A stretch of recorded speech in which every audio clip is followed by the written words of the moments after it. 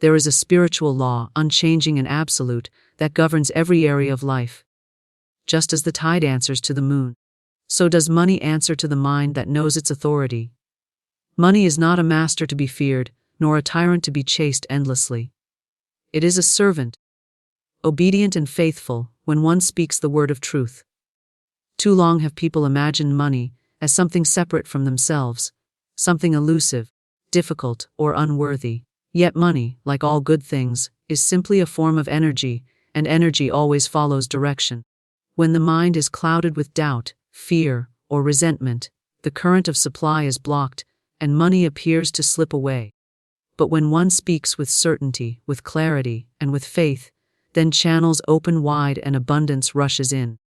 To declare that money will obey is not arrogance but recognition of divine order. For just as a seed obeys the law of growth, so does money obey the law of prosperity. Every word, every thought, every affirmation plants itself in the unseen soil of spirit, and there it brings forth after its kind. Speak want and want returns. Speak wealth and wealth flows. Money is never the problem. It is the belief about money that binds or frees. If one fears lack, then lack becomes real. If one trusts infinite supply, then supply must appear. Life does not argue, it only reflects. The pocketbook, the purse, the bank account, all are mirrors of inner conviction. The wise person understands this law and refuses to bow before appearances. Though the purse be empty, the word of truth fills it. Though the account be low, the declaration of abundance raises it. To say, "Money obeys me," is to remind oneself of dominion. The dominion given from the beginning, the power to call forth substance out of seeming void. It is not struggle that brings supply. Struggle only strengthens the belief in limitation. Money is never earned in the truest sense, it is attracted. It comes as a response to vibration, to faith, to spoken word. Just as a magnet draws iron filings without strain, so does the soul that knows its power draw to itself the money it requires, in perfect time, in perfect measure. The outer world may argue, but the law remains firm. What is claimed in spirit must appear in matter. Therefore, speak with authority. Declare often and without hesitation that money is your servant, not your ruler. Know that it comes quickly, easily, and harmoniously whenever called. Refuse to chase it, for chasing only acknowledges distance. Stand still in truth, and watch as money hastens to obey. It may come through unexpected channels, through open doors unseen before, but come it must, for the word once spoken sets the law in motion. Money is not fickle, nor scarce. It is abundant, obedient, and ready. When commanded with faith, it flows as naturally as water seeks the sea. And the one who knows this truth walks free, free from fear, free from want, free from the illusion that supply is ever absent. For wherever the word of authority is spoken, their money will obey. Money is a servant, not a master. To understand this truth is to unlock freedom, peace, and mastery over the material world. From the earliest stages of life, most people are trained to see money as a power outside of themselves, something that dictates choices, determines moods, and defines worth. They learn to say, "I cannot afford this," or "I must work harder to get that," bowing down to the belief that money holds dominion over their happiness. Yet money, in its essence, has no will of its own. It is a tool, a current of energy, a medium through which the unseen substance of supply takes form. When viewed rightly, it ceases to be an idol to chase and becomes instead a faithful servant, responding without hesitation to the authority of the word. Money itself is neutral. It has no inherent power to harm or to bless, no personality to command or to resist. The power lies in the thought behind it, the belief wrapped around it, and the word spoken over it. Just as a hammer may build a house or break a window depending on the hand that wields it, so does money take on the shape of the consciousness that directs it. To make money into a master is to hand over authority, to surrender inner dominion, and to live in bondage to fear. People wake, labor, and sleep under the shadow of this imagined master, believing their worth is measured by how much of it they possess. In truth, the moment one recognizes money as servant, the illusion of bondage shatters, and the soul steps into liberty. Servants exist to obey commands, and money is no different. It answers to conviction, to affirmation, to the spoken word of faith. When someone declares, "Money comes to me freely and easily," that declaration acts as a command. The subconscious mind, the creative medium, takes up the order and arranges circumstances accordingly. Opportunities appear, doors open, and channels of supply unfold. The servant goes to work without question, for it cannot resist the voice of authority.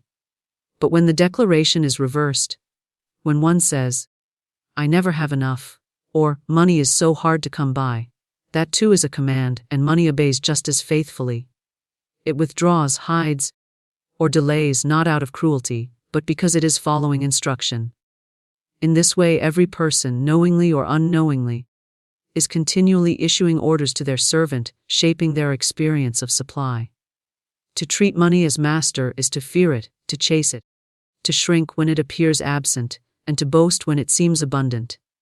This is the state of most people, tossed to and fro by appearances, enslaved by numbers on a screen or coins in a purse. But to stand in the truth that money is servant is to hold authority over these appearances, refusing to be swayed by them. If the wallet seems empty, it is no more than a momentary picture, subject to change at the word. If the bank account dwindles, it is no different than a cloud passing across the sun, unable to touch the reality of infinite supply. The servant awaits instruction, and the wise person gives it calmly, fearlessly, with full expectation of obedience. Consider the imagery of a household where the servant is mistaken for the master. The family rushes to please, to satisfy, to appease, while the servant, bewildered, has no real authority to lead. Confusion reigns and harmony collapses. So it is when money is mistaken for master. People bend their lives around it, worship its presence, dread its absence, and fail to see that it was designed to obey, not command. To reverse the roles restores harmony. The rightful master, the individual armed with faith and word, directs the servant with confidence.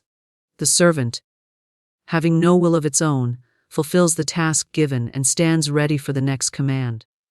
This truth transforms not only the inner life but also practical affairs. A person who knows money as servant does not make choices out of fear of lack. They choose in alignment with wisdom, intuition, and purpose, knowing that the servant will bring whatever is required. They do not remain in joyless labor for the sake of a paycheck, for they recognize that money comes not by toil but by alignment with law. They may work, but their work is infused with faith, joy, and expectation, not desperation. In contrast, the one who sees money as master drags themselves through labor they despise, believing they must serve the master in order to survive. To place money back in its rightful role as servant is to reclaim dominion. This dominion is not gained by force, nor by manipulation, but by recognition of spiritual law. All substance is unlimited, and money is simply one form of it. The servant stands ready, but it must be commanded with authority and clarity. Vague wishes and half-hearted hopes do not move it, for the servant responds to conviction, not uncertainty. The declaration must be spoken as though it were already fact, for in truth, it is. The invisible precedes the visible, and the servant takes instruction from the invisible realm first. When the word is spoken with faith, the outer circumstances rearrange themselves to match. Money as servant also changes the heart's relationship to giving.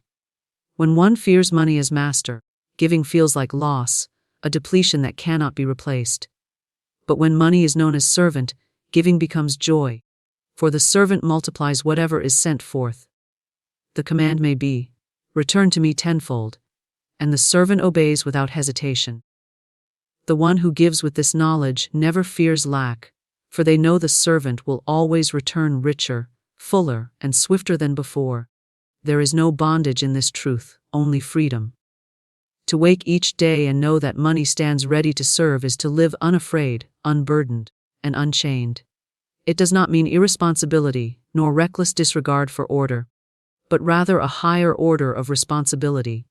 The responsibility to guard thought, to speak truth, to direct the servant rightly. Every command is creative, and every word sets law in motion. The wise person therefore speaks only abundance, only sufficiency, only freedom, knowing that the servant is always listening, always ready, always obedient. Words and thoughts direct financial flow. Every movement of money, every increase or decrease in supply, begins first as a silent thought or a spoken word. Nothing appears in the outer life that has not been conceived inwardly. People often imagine that circumstances alone determine their financial conditions. But circumstances are only the shadows cast by thought. The mind is the true engine of supply, and words are the levers by which that engine is controlled. When thought is filled with fear, doubt, or limitation, money reflects that atmosphere by constricting, delaying, or disappearing. When thought is filled with confidence, gratitude, and expectation, money flows with ease, finding channels that may never have been considered before.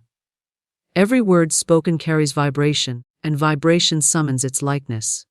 A careless phrase, repeated often, becomes a command. To say, "I can never get ahead," or "I am always broke," may seem like harmless complaints, yet they are seeds planted in fertile soil. The subconscious receives them as law and sets in motion events that confirm the statement. The outer world obeys the inner decree, and money arranges itself accordingly. Words are never idle, they are instruments of creation. Spoken without awareness, they build chains of lack. Spoken with intention, they open gates of abundance. In every case, the financial flow is being directed, either toward limitation or toward prosperity, by the steady current of thought and speech. Thought is the mold in which money takes shape. Just as a sculptor cannot create a figure without first conceiving it in imagination, so can no one experience financial freedom without first holding it in mind. If the inner image is one of debt, struggle, and insufficiency, the outer life will faithfully mirror it. If the image is one of ease, overflow, and freedom, that too will take form. The law does not discriminate. It simply reproduces the pattern it is given. Therefore, the discipline of thought becomes the key to directing financial flow. The mind must be guarded as carefully as a treasury, for every belief deposited within it multiplies and returns as tangible experience. Words act as amplifiers of thought. A belief left unspoken may take time to grow, but once it is given voice, its power is magnified. To declare boldly, "I live in unlimited supply," impresses the subconscious far more strongly than to think it silently. The spoken word carries authority, as though the soul itself were issuing a decree. This is why affirmations, prayers, and declarations hold such power. They are not mere sentences, but commands to the invisible servant that governs material form. Financial flow answers quickly to such commands when they are spoken with conviction. Even a single phrase spoken repeatedly with belief can transform conditions that seemed immovable. Doubtful or contradictory words, however, send mixed signals, scattering the current of supply. To affirm abundance one moment and complain of lack the next is like planting a seed and then uprooting it before it can sprout. The soil of the subconscious becomes confused, and the harvest is delayed or diminished. Consistency is essential. Words must align with the desired outcome, unwavering and steadfast. Just as a river flows most powerfully when its course is straight, so does financial supply move swiftly when directed by clear, consistent thought and speech. The imagination plays a crucial role in this process. Every picture held in mind, accompanied by words of affirmation, becomes a blueprint for manifestation. To imagine paying bills with ease, to visualize money flowing in expected and unexpected ways, to speak aloud, "Money comes to me freely and abundantly." These are not idle fantasies. They are directives, instructions written upon the fabric of reality. The subconscious mind accepts these images and works tirelessly to make them real. Opportunities appear, ideas spark, doors open, and money flows, all because the thought and word have gone before to prepare the way. Fearful words, on the other hand, are just as creative, though they build what one does not desire. To say, "I can't afford it," plants a seed of lack. To repeat, "Money is always scarce," cements scarcity as a law in one's life. The universe does not distinguish between what is wanted and what is dreaded. It simply reflects what is spoken and thought about with energy. Many people live in constant financial struggle, not because they lack ability or opportunity, but because their daily words and thoughts perpetually instruct money to flow away rather than toward them. It is therefore vital to train the tongue as well as the mind. Words should be chosen with as much care as one would choose precious jewels, for they carry weight and consequence. To replace "I can't" with "I can," to shift from "I lack" to "I have," is to redirect the stream of supply. The change may seem subtle, but the results accumulate. Slowly, steadily, financial flow adjusts itself to match the new direction. Over time, abundance becomes natural, expected, and constant, simply because words and thoughts have been disciplined to align with prosperity. Gratitude expressed in words is one of the most powerful ways to direct money. To give thanks for what is already received multiplies it. To give thanks in advance for what is desired calls it forth more swiftly. Gratitude is a declaration of trust, an affirmation that supply is certain and continuous. When spoken sincerely, it radiates a vibration that draws more to be grateful for. Complaints, in contrast, broadcast dissatisfaction and repel supply. Two people may experience the same financial condition, yet one, speaking gratitude, will soon see increase, while the other, speaking complaint, will sink deeper into want. Silence, too, can direct financial flow, for unspoken thoughts carry their own power. The inner dialogue, the secret self-talk, shapes conditions just as surely as audible speech. To guard the hidden words of the mind is as important as guarding the spoken words of the lips. Whenever a thought of lack arises, it must be replaced swiftly with a thought of abundance. Whenever a picture of fear intrudes, it must be replaced with a vision of plenty. Over time, this discipline reshapes the inner landscape until abundance is the natural state of mind. Words and thoughts are the steering wheel of financial life. They determine direction, pace, and outcome. Money does not move independently, it moves along the tracks laid down by inner belief. Every declaration is a command, every thought a blueprint, every word a magnet. To complain is to command money to flee. To affirm abundance is to summon it forth. The choice lies continually in the tongue and in the mind, for with them, the flow of supply is either dammed or released, diminished or multiplied, delayed or hastened. Belief in lack creates lack. Belief in abundance creates abundance. The entire experience of money is determined by the conviction held in the heart. The world outside does not operate independently of belief, it is shaped and molded by it. Lack, though it appears as an outer condition, begins as an inner acceptance. Abundance, though it may seem like fortune or luck, is simply the natural outflow of a consciousness that expects and welcomes it. Whatever the mind embraces as true, the outer world reflects with precision, for life cannot deliver anything that has not been first permitted by belief. To believe in lack is to close doors that would otherwise open. It is to instruct the subconscious mind to prepare circumstances that confirm insufficiency. Thoughts such as, "there is never enough," or "I will always struggle," act as laws, binding the individual to repeated patterns of limitation. Even when opportunities for increase appear, the one who holds fast to belief in lack will miss them, dismiss them, or sabotage them, because the inner conviction does not allow abundance to take root. Lack then becomes a self-fulfilling prophecy, not because life is cruel, but because life is obedient to the pattern impressed upon it. Belief in abundance, however, reverses this dynamic. When the heart is convinced that supply is limitless, the mind naturally expects opportunities, the eyes recognize them, and the hands take hold of them. Abundance begins to appear in countless forms: unexpected income, favorable circumstances, helpful connections, creative ideas, because the belief itself attracts and organizes the outer world. Life is generous to the one who believes in generosity. It is not generosity that begins outside, it begins within. The conviction of sufficiency acts as a magnet, drawing to itself people, events, and conditions that mirror that inner state. It is vital to understand that belief is not wishful thinking. It is not a casual hope that things might improve. Belief is deep knowing, a conviction that does not waver even when appearances seem contrary. A person may look at an empty purse and still believe in abundance, because they know the purse is only a temporary picture, while abundance is eternal. Another may look at a full bank account and still believe in lack, fearing that it will soon be gone, and that fear alone may hasten its disappearance. It is not the number in the account that determines reality, but the belief held about it. The mind that clings to lack finds evidence everywhere. It notices every bill, every increase in cost, every delay in payment. It magnifies difficulties and overlooks blessings. It rehearses complaints and repeats fearful stories, strengthening the conviction that scarcity is inevitable.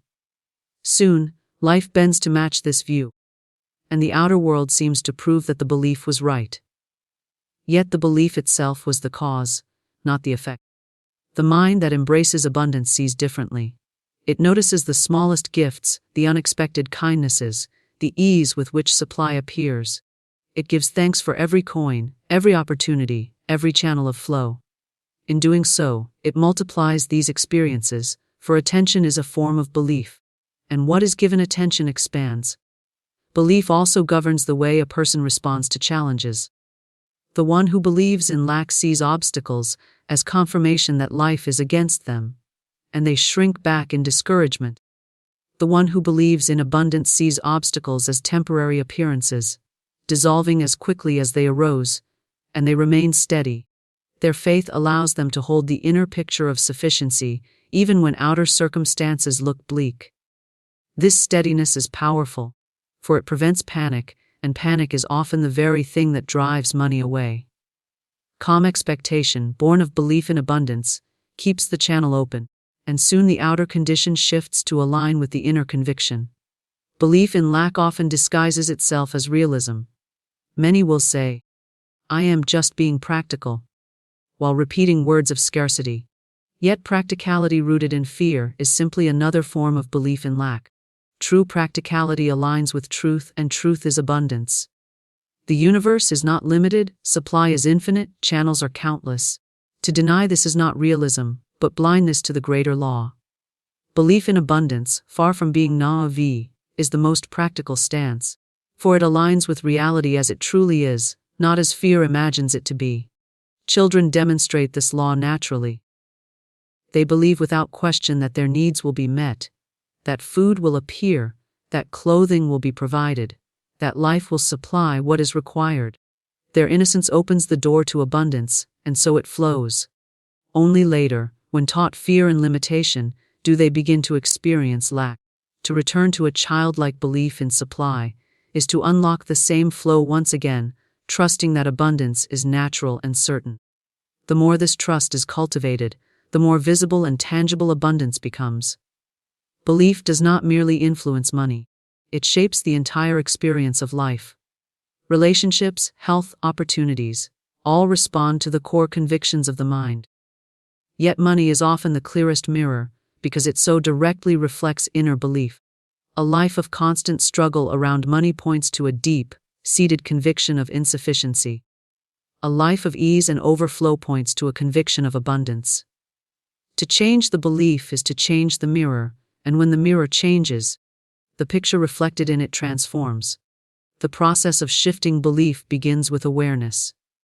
One must first recognize the repeated statements, thoughts, and assumptions that have been allowed to run unchecked. To catch oneself saying, "I can't afford this," or "there is never enough," is the first step. Once recognized, these phrases must be replaced with affirmations of abundance, spoken consistently until the new belief takes root. At first, it may feel forced or unnatural, because the old belief has been practiced for so long. But repetition, combined with faith, impresses the subconscious with new patterns. Slowly, the conviction of lack weakens, and the conviction of abundance strengthens, until it becomes the dominant belief. Visualization also strengthens belief. To imagine oneself surrounded by abundance, to see money flowing freely, to picture debts cleared and accounts overflowing, these images, when held with feeling, impress the subconscious as reality. The subconscious does not distinguish between imagination and fact, It only responds to the intensity of belief. When combined with words of affirmation, these inner pictures hasten the shift from lack to abundance. The outer world adjusts itself accordingly, for it cannot resist the authority of conviction. Belief in abundance is not limited to financial matters alone. It extends into every area of giving and receiving. To give with fear is to reinforce lack, but to give with joy is to declare abundance. The act of giving says, "I have more than enough," and the belief behind that act multiplies the return. Those who fear lack cling tightly to what they have, yet in clinging, they block the flow. Those who believe in abundance release freely, and in releasing, they keep the channel open for more to come. This is why generosity so often leads to increase. It is not the act itself, but the belief it expresses, that attracts greater supply. At every moment, the choice remains to believe in lack, or to believe in abundance. The law responds faithfully to whichever is chosen. The world of form cannot resist belief, it can only reflect it.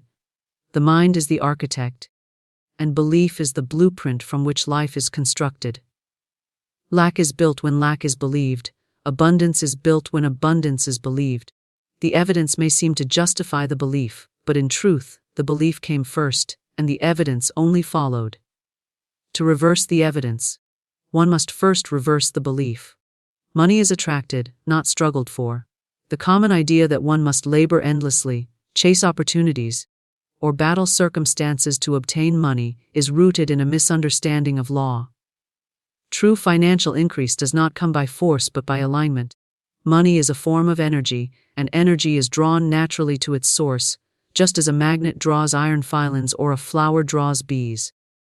To believe that money must be struggled for is to place oneself in opposition to its natural flow, for struggle carries the vibration of resistance, and resistance repels the very thing desired. Attraction, on the other hand, is effortless, born from clarity of thought, certainty of belief, and harmony of word. The law of attraction governs all supply. When the mind is filled with images of wealth, gratitude for present blessings, and expectation of good, it sends out a vibration that money recognizes and answers. This attraction is not manipulation but natural correspondence. For like always attracts like. The person who thinks constantly of shortage, who worries about bills, who fears loss, is radiating the vibration of lack, and therefore attracts more lack. The person who thinks constantly of abundance, who speaks confidently of supply, who gives thanks for money already received, is radiating the vibration of wealth, and wealth is drawn to them. No struggle is required, because the law itself does the work. Consider how nature operates. The river does not struggle to reach the ocean, it flows effortlessly toward it. The tree does not strain to bear fruit, it simply obeys in its law of growth, and the fruit appears. The sun does not force its rays upon the earth, it shines and life responds. Money, too, follows this natural principle. It does not come because of pushing, striving, or worry.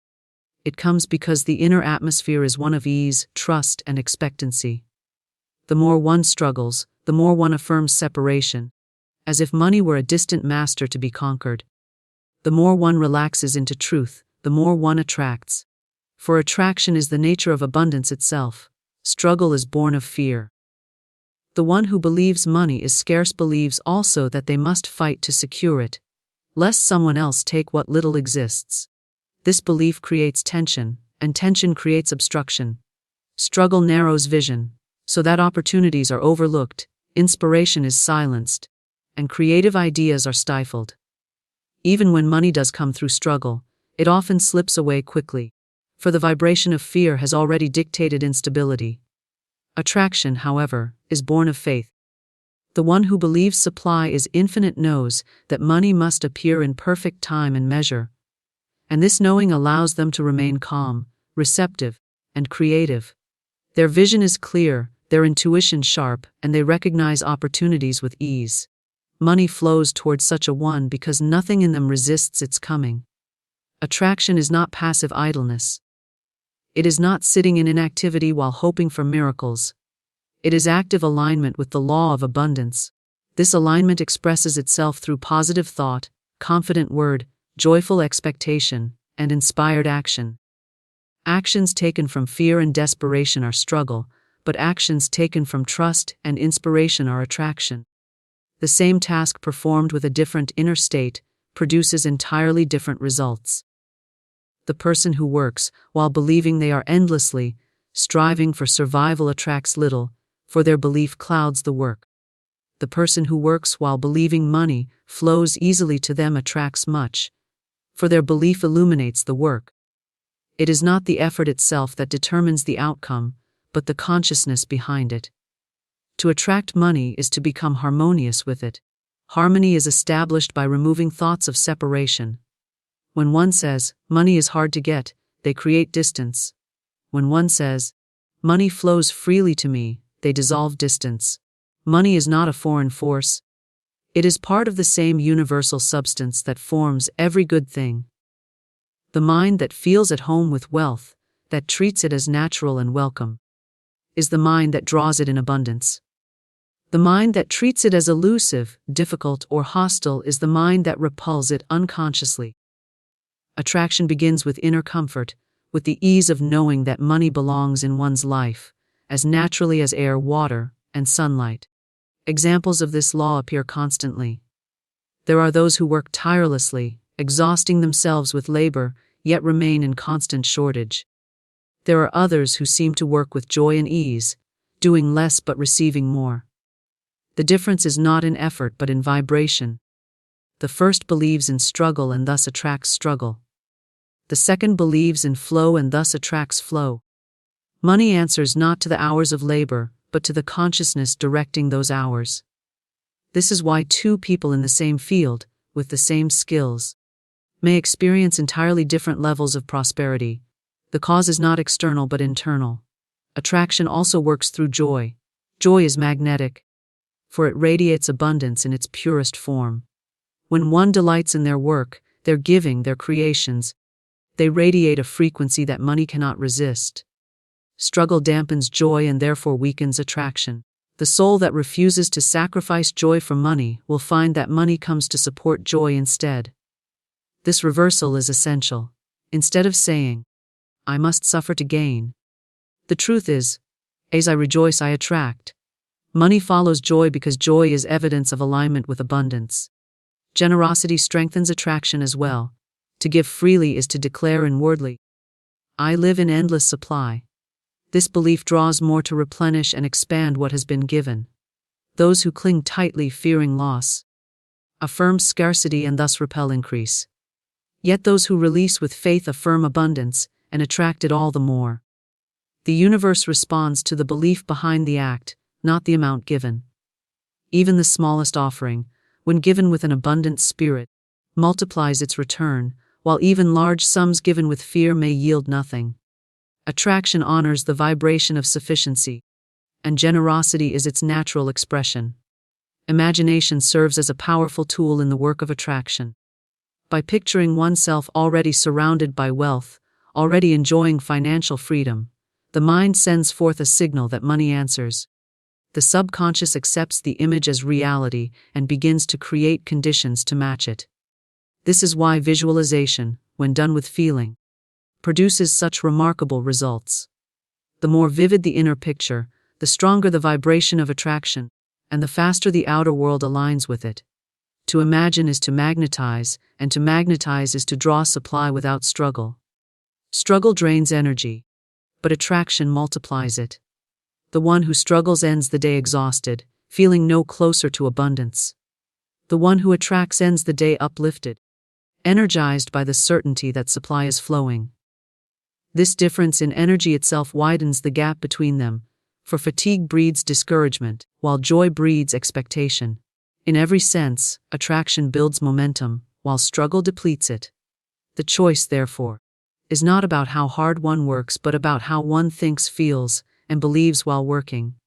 Money is not compelled by force, nor persuaded by desperation. It is drawn, invited, and welcomed through the steady vibration of abundance. To live in this vibration is to live in the assurance that money is attracted, not struggled for, and that every need is met with grace, speed, and ease. spoken authority sets the law of supply in motion. Words are not mere sounds cast into the air. They are creative decrees that move unseen forces and shape visible results. Every time one speaks with certainty and conviction, a command is issued to the invisible law that governs supply. This law, impartial and exact, takes up the command and begins its work, arranging circumstances, stirring ideas, opening channels, and moving resources. Just as a seed once planted must sprout according to its nature, so must the spoken word once declared bring forth according to its meaning. To understand this principle is to hold the key to financial freedom, for money responds unfailingly to authority spoken in faith. Authority is not loudness of voice or force of tone. It is the inner conviction behind the word. A whisper spoken with certainty carries more creative power than a shout filled with doubt. The law does not measure volume but belief. When the heart knows a statement to be true, the word spoken from that place carries the stamp of authority, and the universe bends to fulfill it. To say, "Money comes to me now in perfect ways," with unwavering conviction, is to set a current in motion that cannot be stopped. The timing, the channels, the forms may be hidden for a moment, but the law is already at work, obeying the decree. Every spoken word either opens or blocks the flow of supply. Words of fear act as commands just as surely as words of faith. To say, "I will never have enough," is to instruct the law to prepare insufficiency. To repeat, "Money is always scarce," is to demand scarcity, and the law cannot resist the command. Many live under constant financial pressure because their daily speech continually reaffirms lack. They believe they are describing reality, but in truth they are creating it. Every complaint, every fearful remark, every careless statement becomes a seed that grows into more of the same. Spoken authority is always at work. The question is only whether it is being used to call forth abundance or to call forth want. To direct the law rightly, one must discipline the tongue. Speech must be guarded as carefully as treasure, for each word is a decree. To replace phrases of limitation with phrases of abundance transforms the entire financial atmosphere. Instead of saying, "I can't afford this," one declares, "All my needs are met in perfect ways." Instead of saying, "Money slips through my hands," one speaks, "Money stays, multiplies, and circulates for my good." These words, spoken repeatedly with faith, establish new patterns in the subconscious, and the subconscious then directs the law to bring them into form. Over time, the outer conditions rearrange themselves to match the new decrees. Consistency in speech is essential. A single positive declaration may begin the process, but if it is quickly followed by words of doubt, the command is cancelled. It is like planting a seed and then digging it up before it has time to sprout. The law requires steadfastness. When words of abundance are spoken daily, without wavering, they build momentum, and the unseen begins to shift. Even if appearances do not immediately change, the authority of the word is already working behind the scenes. To persist in speaking abundance, regardless of appearances, is to guarantee that abundance must appear, for the law cannot deny a consistent command. Spoken authority is not begging or pleading. Begging implies separation and lack, while authority affirms ownership and dominion.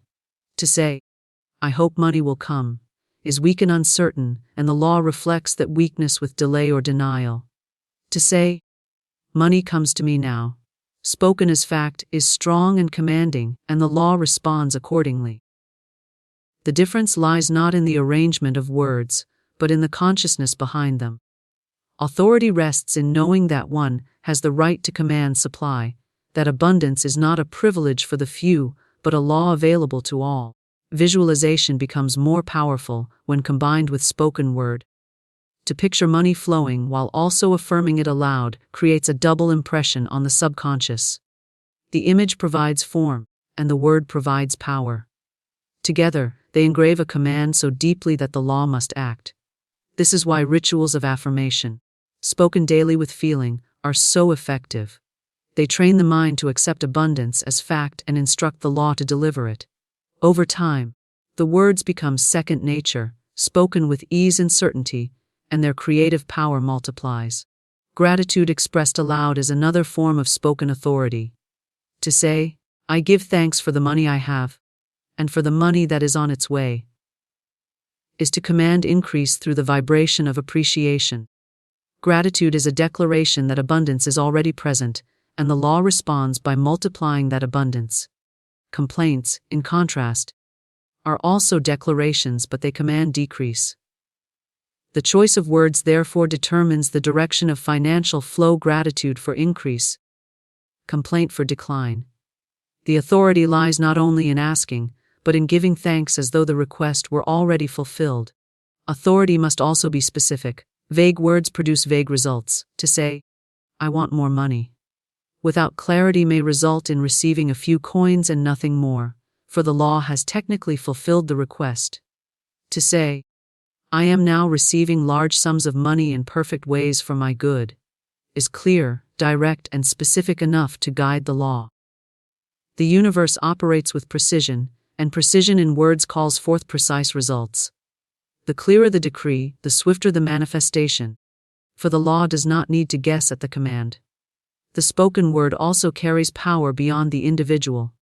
When spoken with faith, it influences the atmosphere around others, creating opportunities and connections that might otherwise remain hidden.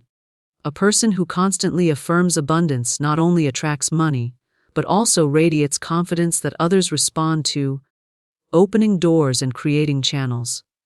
Words spoken in authority do not stop at the edge of the lips, they move outward into the field of possibility, arranging circumstances on every side. In this way, spoken authority not only sets the law of supply in motion within, but also extends its influence without.